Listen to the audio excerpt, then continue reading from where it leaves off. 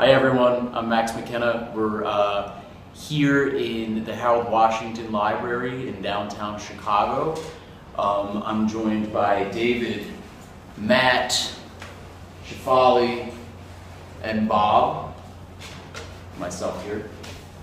We're going to be doing a close reading of Still Life Portrait by Pierre Reverdy, translated by Kenneth Rexroth. Still life portrait. Cigarette papers, date book, and tobacco pouch. Life ought to be like a painting. Still. And literature? A hairless head. Eyes straight. Comma. A flat nose. A plane on the forehead. My portrait. My heart beats.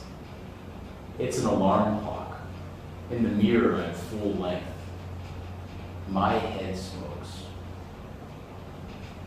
That's still life portrait. Any first impressions on this? You know, I was just reading something by Louise Gluck, in which she talks about art, some art becoming artifact and some art not becoming artifact, difference between a painting and literature. But it seems like here, it's almost like the author is painting a painting. He's making an artifact. He wants you to picture all these various objects in the still life portrait that he's painting here. And that it seems to me he's saying, approach this poem as if you would approach a painting with all these objects in it. And let that poem affect you the same way the painting would if you're looking at a painting with cigarette papers and other things lying around. That's very nicely said. I agree with that. I really love the way that the first line and the last line encompass the poem. He's talking about the cigarette papers and then his head is smoke at the end. And it really is such a nice top to bottom portrait. Yeah, you could say. No, that's really good. There's also something very sort of distinctive about the first line as well, just the way, you know, he names three things: cigarette papers, date book, and tobacco pouch, but there are no commas. And so... Could be fourth. Oh, sure. But the date book especially is kind of out of place between the first and last lines. You have the cigarette papers and the tobacco pouch. So you're starting to think about the date book, what kind of like relation does that have to the other things that he's kind of sort of listing. And I think that carries on just as he starts to, he's refusing to separate out what the artist does or what the writer does from the scene and the experience that he's trying to describe. What is a date book? A date book? Yeah. Is it just a... It's like your agenda, I think, your little calendar. Calendar. I imagine a small calendar, leather bound, Right. with some of his meetings and Pocket secretary. I thought it was interesting that At least in the old days, they used I thought it was interesting that there was like no punctuation. So like I found myself like going in and like adding like colons and trying to see like what is being referred to what, like whereas like ought to be like a painting, so it's life ought to be like a painting.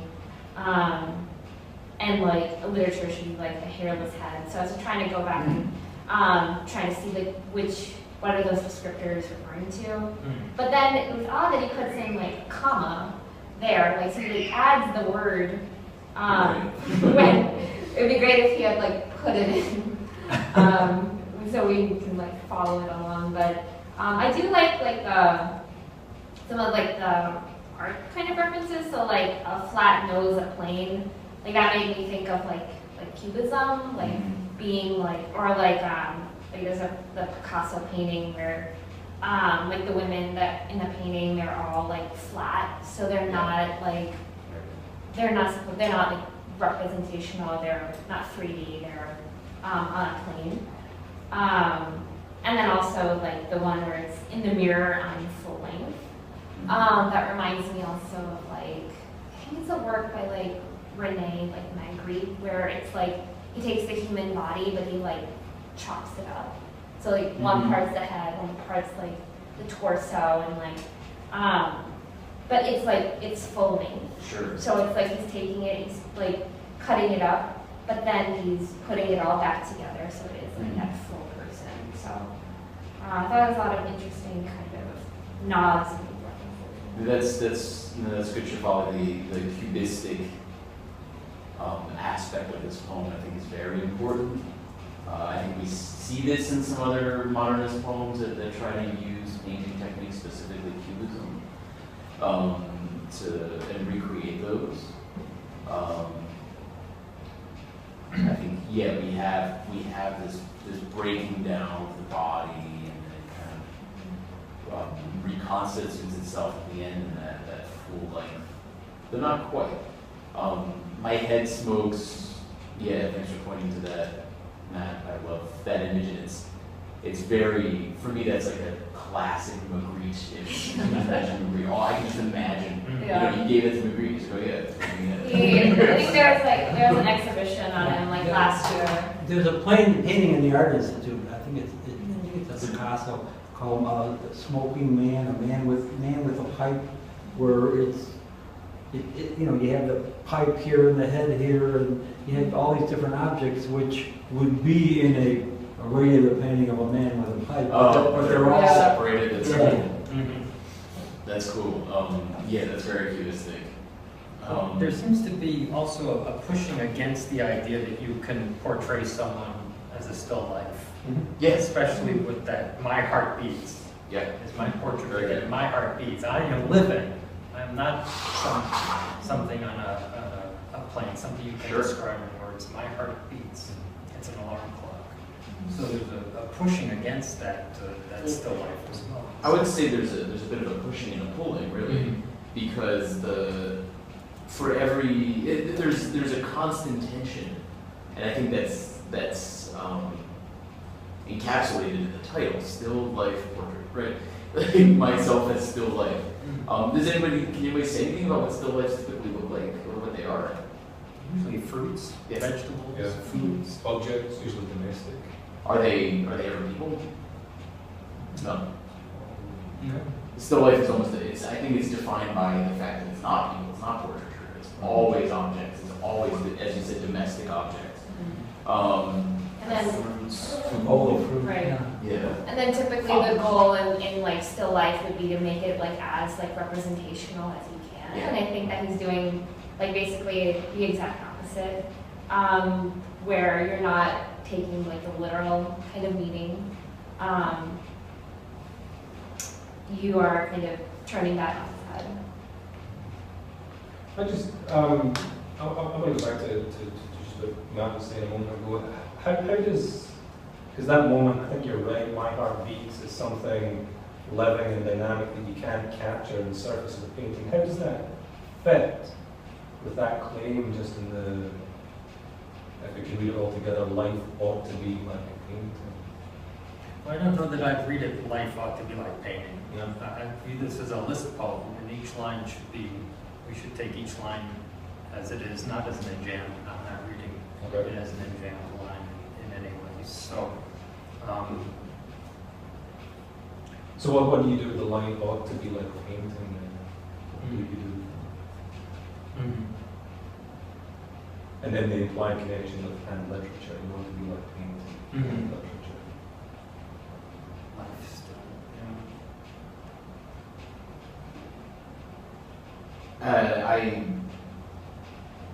I would tend to agree that it is a list, it's very much a list poem, except in that moment I really think it invites you, and the absence of punctuation in particular really invites you to work with those enjambments.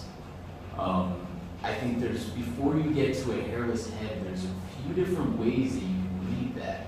So you start with that list of objects that we had, right? And then it goes right to life ought to be like painting, still, and literature.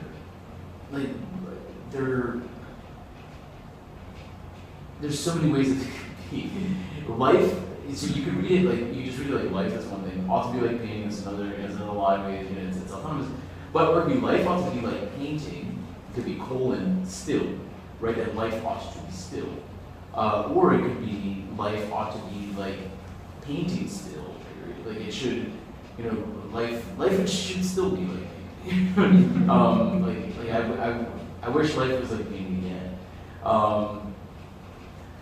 Or it could be life ought to be like painting still and literature. You know, life ought to be like both of these things. Or it could be when I read that, I read it in such a way that literature was like hairless head, right? That was the part because that's also invited too. I think life ought to be like painting, and literature ought to be like a hairless head, which is very surrealist image, right? Yeah, I don't know what to do with that. But that one in particular, I think there's so many ways it's very confounding. I'm going back to the title now. Sure. We have, it's not a still life portrait, it's a life portrait. Right. A still life Still portrait. life portrait. Yeah. And so, It's the same kind of thing. It's kind of a confusing mixture of things. yeah, exactly, a life portrait. And You know, when he, towards the end there, when he says, my heart beats, it's an alarm clock, you would think that the second line would sound better if he said, my heart beats, it's like a ticking clock, but he doesn't say it. You know, he's not concentrating on the tick, tick, tick, but he's saying it's an alarm clock, it's something that wakes me up. It's something that, the fact that I'm alive, unlike all these other things that I'm making, that my heart sort of alerts me to the fact that I'm not part of this painting, as you pointed out. Still, what it's something incomplete. It's not alive. Sure, yeah. What would it be? So, yeah, working with that. The alarm clock thing is what it seems to be almost out of place there. Right, so we had mentioned this sort of persisting liveliness or vitality, but how, or now you had said the kind of pushing against the stillness, right? Like wanting to, some kind of vitality persisting. However, I think, Bob, you're right to point out the alarm clock is an interesting turn there, the metaphor.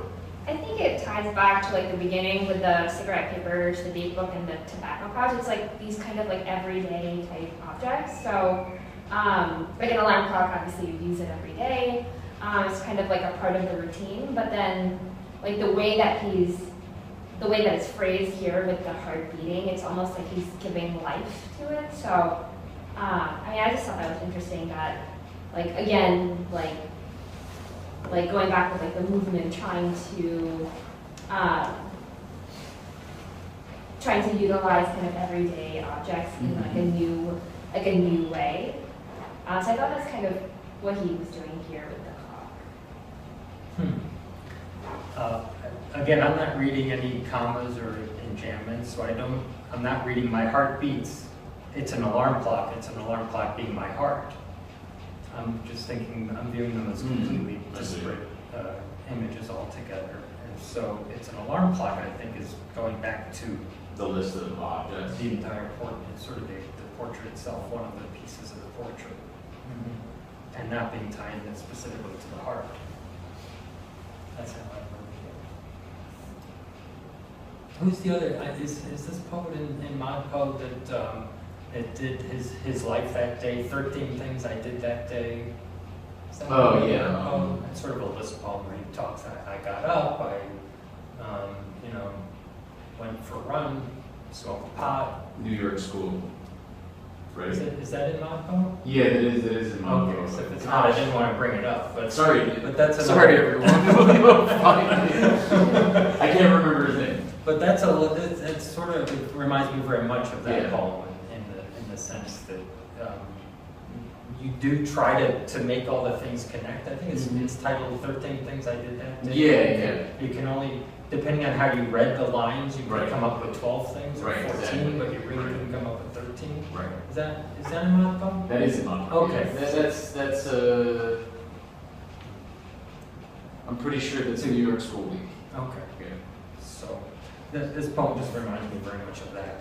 I mean, I think it might just be worth thinking about the genres that are being evoked in the title. So the still life, we already sort of talked a little bit about that. And the portrait, they have, I mean, things get just new principles and new terms come into play, like in the 20th century especially. But conventionally, there are sort of aspects and elements and principles of composition that come to play within a still life that are not usually the same when we come to the portrait. So the title itself is suggesting that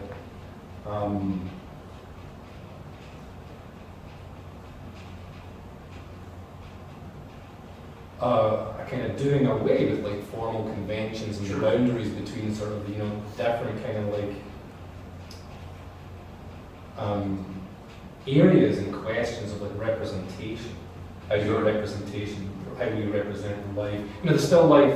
When you were asking earlier, I was trying to think like sometimes like animals, Right. and sort of fowls sort of fit into like old still lives, but they're dead, they're hung up, and they're there just for like exhibition purposes. But the portrait, pre-20th century, trying to be representative of the person, Right. having a lot of kind of like social currency, cultural prestige aligned with it. But 20th century, just like the whole modernist experiment, trying to explode the kind of representational possibilities. So something here, thinking of the poem itself as a formal composition about the meeting and the problematic of like different sort of principles coming together, trying to make them work, and because it still is like offering a poetic form. I don't know where else I can take it. No, that's very good, and I actually, let's run with that for a second. Your observation about genre and the challenge that's being posed to genre in this poem, and about the challenges being posed to representation. I really like what you said. It got me thinking what you said about portraits prior to the 20th century.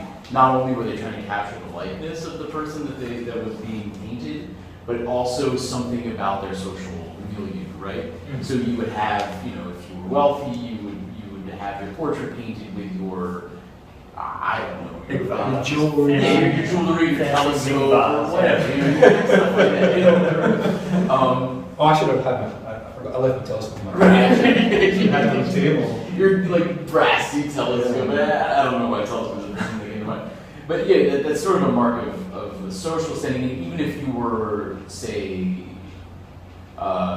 bourgeois, if you were middle class and not upper class, and you're still having your portrait painted, you would still have some sort of objects, of like significant objects, right? So there's something going on here by having, as we were saying earlier, these objects are so mundane and so everyday to the point that two of them are literally about like marking the day. The alarm clock and the day book, they're literally about the day to day. And you have these completely mundane objects that, like, don't quite fit in a still life, right? Which, if you think of the longer, centuries long tradition of the still life, as you were saying, David, sometimes there's dead fowl or something, or you have, you have some abundance of flowers or grapes or a chalice of wine or whatever. I mean, you have all of these not always luxurious objects, but definitely not. If you walked into a room, so if you think of like a classic still, I'm trying to think of a still life, but there's a few over at the Art Institute. If you try to imagine like this kind of like ornate still life, if you walked into that room, you'd be like, oh wow, this is a hell of a room. It's not. You rarely do a still life of just like a corner or something. It's usually something elaborate. But if you walked into Reverdy's room, and there's just like his alarm clock and his cigarette papers and his date book, this is just this guy's life. There's nothing fancy here. So on one hand, it's a weird set of objects for a still life, and also a strange set of objects for a portrait, right? Like if he commissioned to have his portrait done, and the only thing he can think to include in that portrait is just the little things he has in his pockets, it's it's very strange. It's very much going against. It's very much going against its conventions. I think, David, as you were saying. So I think this really needs to converge this still life and the portrait genres, and also like kind of explode both at the same time by making a point about.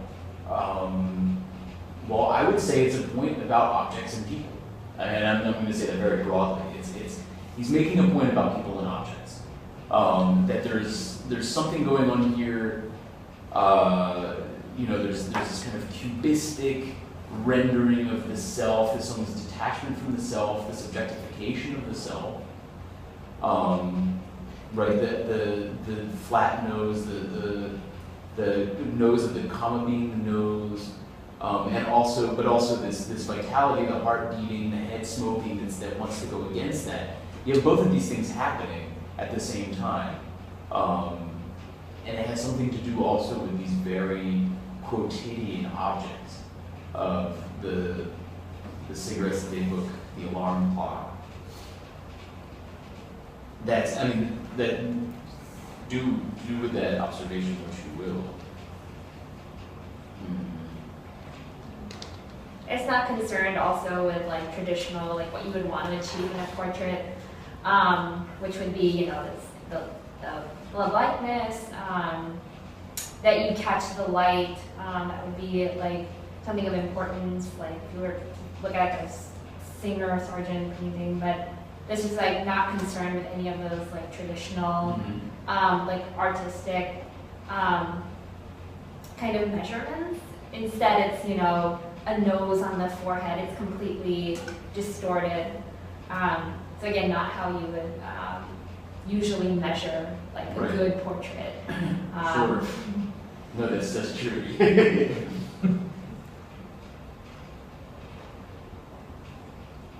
Yeah, I think it's the mixture of the two that stands out to me. When as you've pointed out a couple of times, that traditionally a still life is a bowl of fruit on the table or something, flowers, and a portrait of life, a portrait of a person is a bit more grandiose and a bit more uplifting, or at least the person who's getting his portrait painted wants it to be uplifting and special. And you're putting those two together, I think. It's not a still life, it's a still life portrait. Yeah. It's like putting the two together, and if you took a still life and you had humans in it, or you had life, if you took a real life in it, this is what it would be. Sure.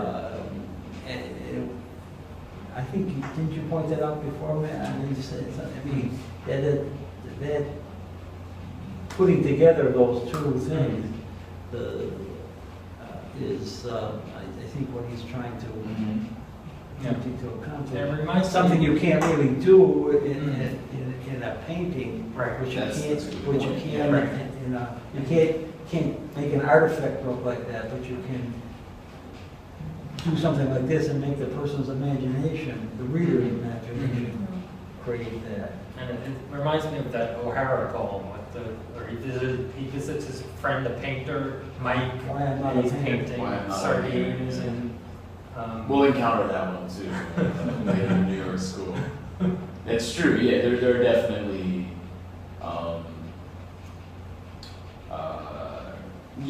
there's definitely some resemblance there. I mean, just thinking about painting and literature, and the descriptive powers of each, and something interesting to think about when we do encounter O'Hara, and we have a little bit of context. I mean, it's very likely O'Hara read this poem in 1956 or something, right? I mean, not only is very likely, it's probably a certainty. He had the book in his pocket. He had that book in his pocket. There's no way he didn't read this poem. Unless he skipped over for some reason. Plus, it was a curator at the Which is Museum of Modern Art, so. This whole idea is kind of lingering with him, even though O'Hara's he's not like a surrealist Dadaist quite in the same way at all. I mean, he has some he takes some ideas of surrealism, like the walking around, I would say, That was a Bretonian surrealist idea.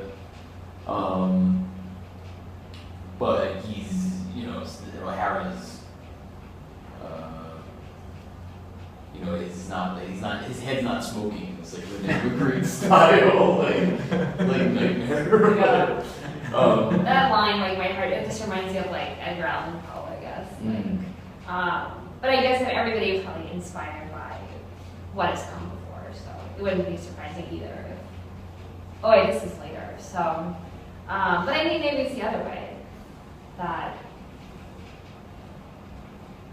like Poe could have been, or No, this comes after. this comes after, so then. This is after Poe, and the Right. French love Poe.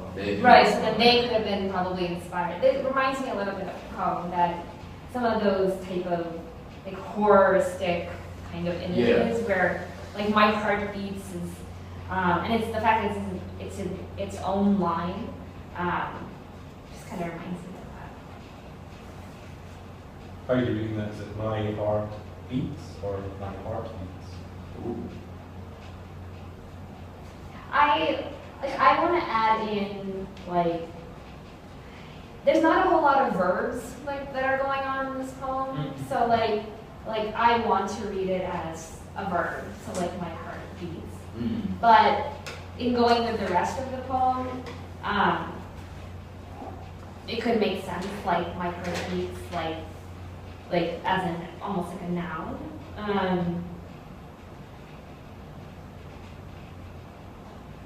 Like describing the portrait where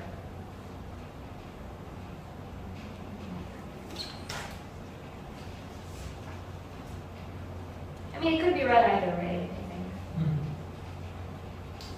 Let's talk a little bit about the form in general. I think we talked a lot about the content. We already mentioned a little. Well, obviously these questions have come up. Something we've mentioned the punctuation, or rather the lack of punctuation, the enjambment or the lack thereof, the listiness of this, the way he seems to be kind of listing his, listing these characteristics of himself in this detached way where nothing is quite adding up, except maybe at the end, or where he sees himself full length in the mirror. Any other observations on form here? What the form is doing? It's unique. Just when you say the word characteristics, and I was just thinking of the status of the things that are in the poem, because some of them, and most of them I think are things that we can objectify and we can imagine just in a painting. So you have the cigarette papers, the date book, the tobacco pouch, head, eyes, nose, clock, mirror, subject of eye, head. These are all things that we can see and sort of recognize. And there are a few that are a little bit more general. So life, painting, which can go both ways. Painting can be a painting, but also just like the act of painting. Yes, very good. Yeah. Literature can do the same kind of work, but usually we use that in the general sense. The plane, the portrait is another word like the painting that goes both ways. It can be like a very particular portrait, but it also can be the genre. So there's some kind of, and even I was also just thinking about the status of what was happening in the first few lines, because that first line seems to give us things. Yeah. Papers, date book, pouch. But then we move to life, and there's kind of like, are we meant to think that somehow we can leap from these things to thinking about life with a capital L? And then we move to just like speculation, ought to be like painting, speculation, or imperatives. Or it seems like just the form in a very kind of tacit kind of way is suggesting that the way we look and perceive the kind of things we do in making portraits and still lifes and such we seem to think that there's something larger like invested there, and it kind of leads us to think. So it seems to be just the form is suggesting the kind of movement that happens when we look on and reflect on like the subject of our art. I think. No, that's good. I like that the intrusion of that big picture reflection on life. It does feel very sudden after that list, and I almost want to read it like he's got this still life, like he's looking at his desk. He's like, all right, I got cigarette papers, day book, and tobacco pouch. He's like, all right, that's an easy paint. Boom. He's like, what if life was, what if life was that easy? What if it was just this enumeration of objects? Like life ought to be like this. And so he turns to the mirror and he says, okay, hairless head, eyes straight, comma from my nose. I read the comma as the nose, but I don't know if that's right. A flat nose, a plane on the forehead. There, my portrait. So he does the portrait like he would the still life. He says, what if life was like paint, right? I'm not entirely convinced of this reading. I'm just kind of floating this out there. But then there's that end where suddenly there's a little bit of like life or agency returns, right? The heart beats, the head smokes. He's full length again. It's tricky. And commas, I guess that's the most unusual of them all, a comma. Yeah. And it's also the thing that's lacking, right? I mean, this, as far as punctuation goes, comma is the one that's really Could use. And he's given it to us. He's given us just in a different one in the way. middle. Like you want a comma, like here's a comma. Right. That's, Is a comma when you just spell it out? when you spell it, that's a good question. I don't know. Turning that comma, into the word. I don't know. It's strange. But I think the stillness, it really is. Yeah, I mean the comma thing is funny because it's taking it into the realm of dictation, where normally people who dictate would dictate the comma, Right. and so it has a part in the language that's speaking it and identifying a technical way like that. Right, That it kind of It's as if you were exactly, eyes straight, comma, nose flat. Yeah, exactly. That kind of thing. So it's reminding us that sometimes just, again, the marks on the page, they have a life beyond the page, or I don't know. No, that's very good. Yeah, I like this idea of dictation. The marks on the page having a life beyond the page, and I think it really takes us. That kind of idea. I mean, it's what's adding up for me here with this poem is that he really wants to dwell in this middle space between something that's alive, dynamic, and something that's dead, object. Like he really wants to dwell. He doesn't want to say one or the other. He just wants to see what it's like to be in that middle space. How much can an object be like a person, and how much can a person be like an object?